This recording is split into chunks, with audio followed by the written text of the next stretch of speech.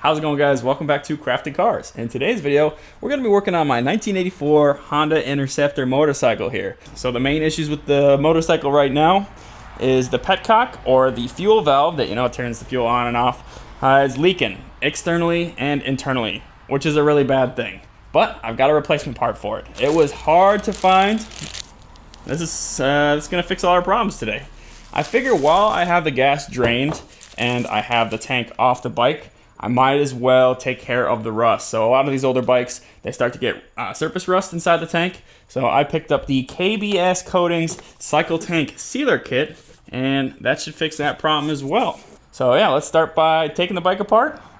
I think I just got to take off a side panel to get at the main fuel line, and we'll drain it and do a gas can, and then take the tank off. I suppose we got to take the seat off too.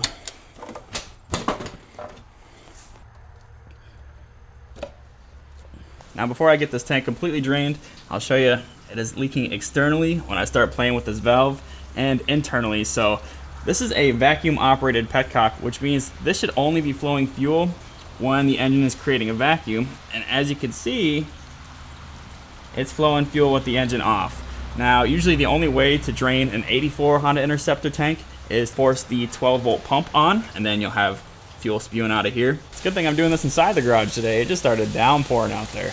Should be ready to pull the tank now. Just got a 12 millimeter right here and a big Phillips head bolt holding it down. You'll have this vacuum line here you're going to want to pull off. We'll use a regular Phillips head screwdriver to take this knob off. This tank must have been pretty rusty because the previous owner absolutely smeared what looks to be JB Weld all over inside this thing, and definitely on the sides. I could see like JB Weld coming through the Petcock hole there. Not good. I swear to God, if they got it underneath our actual Petcock valve, we're gonna have some serious issues. Now it's just two 8mm bolts to get this off. Oh, I'm scared. Please don't be bad. Please don't be bad. Hey! Thank goodness, that looks pretty good. Oh, I was so worried this was gonna be rusted out. Try to shake the rest of the gas out of that hole. So I just noticed my replacement Petcock and my old one are different. So this is the one for the 1986 Honda Interceptor, the gravity feed one, and this is for the 84 and 85 Honda Interceptor. People say that you can't use the 86 with the 84 tank, but I think I found a way to make it work. However, right now, we'll talk about that later, we got to focus on sealing up this hole so we can start the rust treatment process in there. So what I'm going to do is just take the old Petcock, since it's junk, and take a little bit of gasket sealer. This is just basically using it for glue temporarily. I'm going to put a piece of metal to cover the hole there. I'll take our old O-ring, put it in the recessed hole here, and then basically sandwich that O-ring with our blocked off Petcock valve. Before we start the sealing process, let's take a look at the inside of that tank, just so you guys can get an idea of our starting point. It is not good. So the first step of this tank restoration process is to mix a quart of hot water with 1 quart of the KBS Clean. Now as an agitator to knock some of that rust and varnish off there, I'm going to put in these nuts and bolts. Then to seal it up, what I did is I took the regular gas cap and I put a rubber glove around it.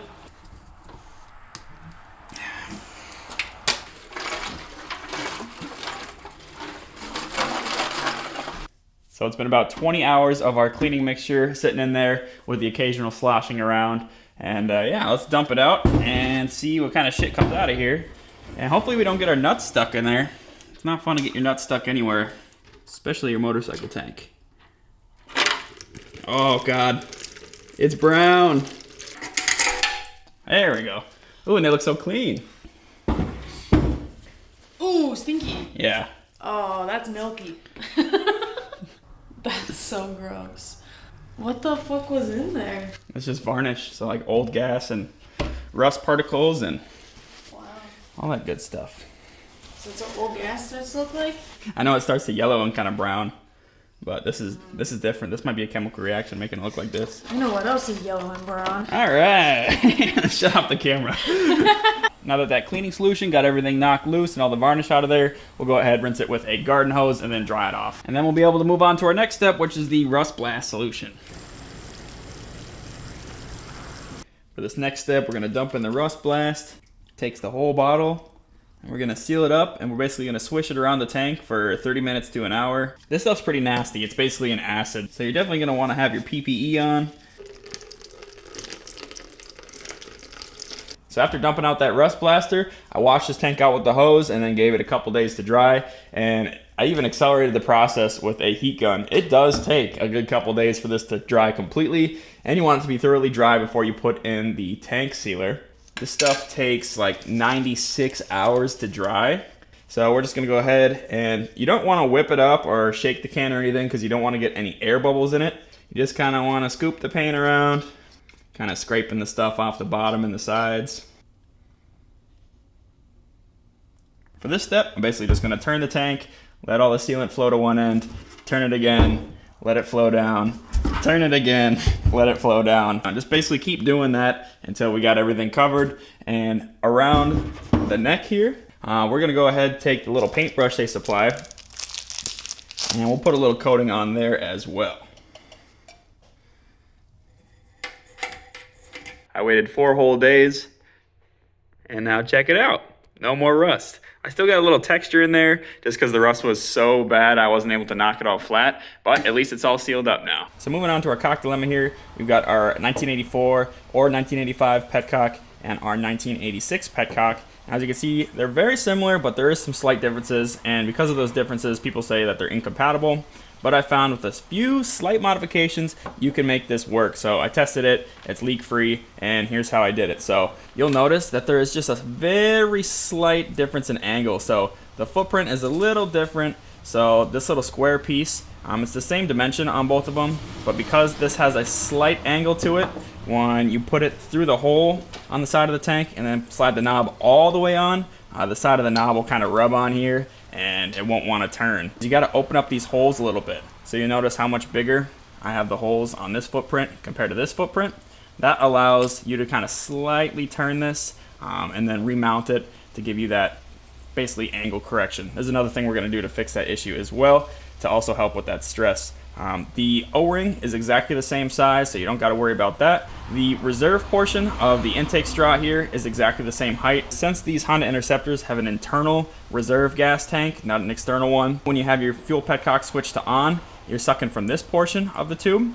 But then when you switch your petcock to reserve, you're just sucking this portion of the tube, and that gets basically the last of the gas out of the bottom of your gas tank, since these are mounted upside down. The hose outlet, you can see, is bigger on the 86. You can't use the factory fuel hose that comes off the petcock, and you got to change out the double-ended barb fitting here. So you swap out this hose for a 3/8 hose, make sure it's a fuel hose. Then the double-ended barb fitting here is an adapter. It goes from 3/8 to a 1/4 inch, which is the size of the factory fuel line here. That goes into that fuel filter, and that'll alleviate that issue.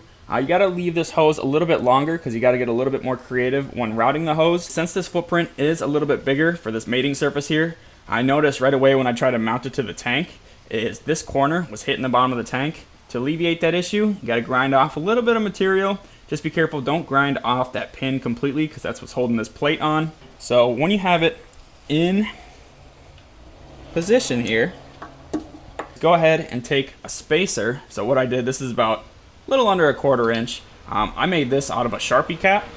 What you're gonna wanna do is slide that over here. So then when you tighten this knob on, it doesn't sit fully onto the petcock, but allows it to still be tight. That'll give you a little bit more wiggle room. That'll correct the difference in angle. Before I tighten it all the way down, I'm gonna look through the petcock hole and just kind of line it up so that square portion is poking straight through the hole.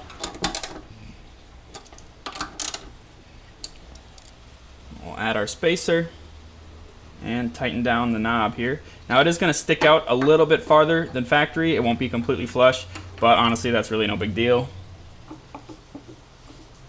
See, that doesn't look too bad. And it still turns just fine.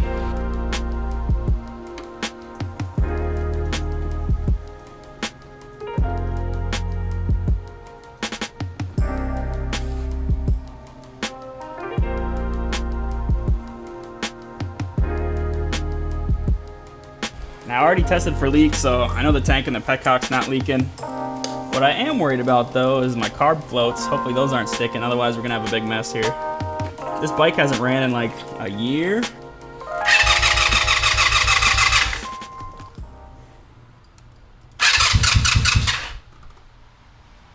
you hear that?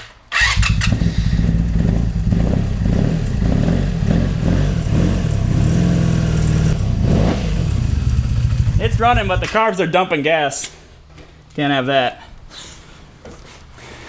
That's exciting though. Oh yeah, they're overflowing. So all within here, the carbs are just overflowing, making a big old mess. But I let it sit for a while. I tapped on the carburetors with the screwdriver just to kind of loosen up those floats. I took a quick lap around the neighborhood here. After it got a little bit better, there was still a small drip. And now after waiting a little bit longer, the drips have stopped. Of course, the gas tank isn't leaking anymore. You can see the Petcock is working just fine, nice and smooth.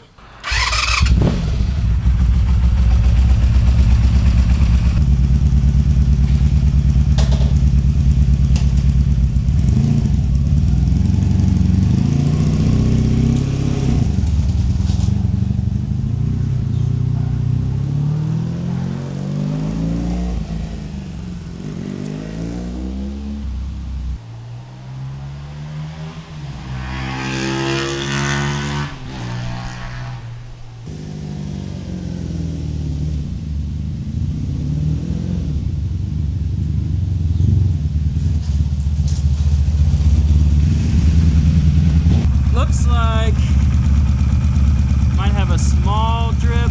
Yeah, I still got a small drip coming from one of the carbs. So it probably wouldn't be a bad idea to pull them out and give them a good cleaning. But overall, that was a lot of fun. So I hope you enjoyed today's video. If you got a VF500 Interceptor, hopefully this video could help you out. I'd say today was pretty much a success. Besides for a pre-existing issue I still got to deal with, cleaning up the carbs a little bit. The bike is running really nice, so yeah, feels nice and smooth. And we did something that the internet says was impossible. So as you can see, with a few slight mods, you could change your Petcock, make it work. And with a little KBS tank reseal kit, you can reseal your rusty gas tank and you'll be good to go for quite a while. So yeah, it can be a little bit of a challenge keeping these old bikes on the road, but it's definitely worth it. So yeah, when I took the motorcycle course, I took the MSF course a couple months back, and I was on like I think it was like a Suzuki or a Kawasaki. I want to say it was like TX250, CX250, TC250, maybe it was TC250. It was all right, you know. It was fun to ride that bike, but after hopping back on this thing, it just blows that out of the water. This thing is awesome. So that's all for today. Thank you guys for watching. And for more behind the scenes and just kind of hanging out, make sure you check out the Crafting Cars Happy Tuesdays podcast. We upload every other Tuesday to fill the gaps in between our bi-weekly uploads here. So yeah, bye-bye.